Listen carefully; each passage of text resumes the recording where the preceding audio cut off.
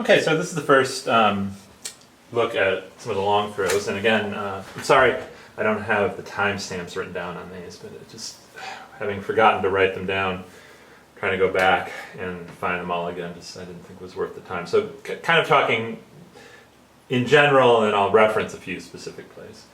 But the first thing I want to talk about is inside-out long throws, and why they're a little bit more dangerous in general. So the first one we looked at in the very first part of this non-overview part of the series was Becky Malinowski's throw to Courtney that Anna Nazarov blocked. So that was an inside-out flick that kind of curled back like this, and Anna just was able to get it.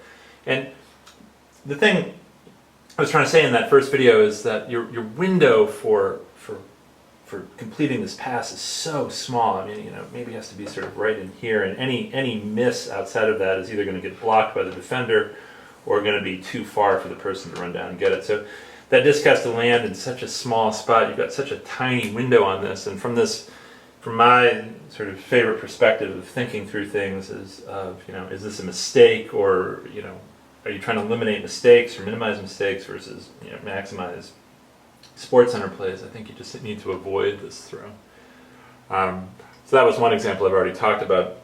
Later, there's a really instructive example on this time the Brute's gone this way, and you've got eBay throwing to Leanne, and this time it's an inside-out backhand. And what happens here is Leanne's down the field here, actually pretty near the end zone, so almost kind of near the sideline, and eBay's on the other side of the field. And also, if I remember right, in the picture you'll see that Laura Bitterman's also deep here. So it might look kind of something like this. And eBay throws an inside-out backhand that kind of tails this way, and Leanne nearly gets it. She lays out and misses it by a foot.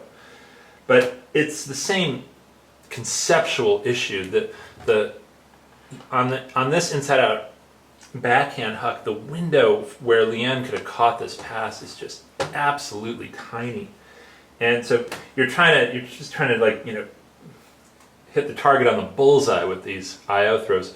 They're curling, in this case, curling away from the cutter, and also they don't have nearly as much hang time. The inside-out throws tend to fall to the ground much quicker, so you've got a very tiny window. Instead, on this one, if you look at this play in the game film,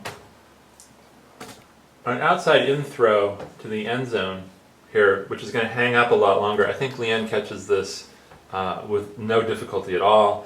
And even one that was further down the field, I think Bitterman is able to come around and get it with no difficulty at all. So it's just changing the framework of what you're trying to accomplish with the throw. Are you trying to get it into the bullseye, or are you trying to just put something out to space where the cutters can make plays? And I'll talk a little bit more about that on the outside in long throws. So that's the first thoughts on IO.